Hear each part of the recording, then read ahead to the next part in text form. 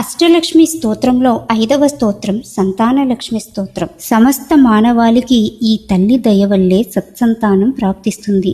ఈమె ఒళ్ళో ఒక బిడ్డను కూర్చోబెట్టుకొని 2 చేతుల యందు 2 కలశాలను పట్టుకొని, ఇంకా ఒక చేతి యందు ఢాలు, మరో చేతి యందు ఖడ్గము ధరించి అభయహస్తంతో దర్శనమిస్తుంది.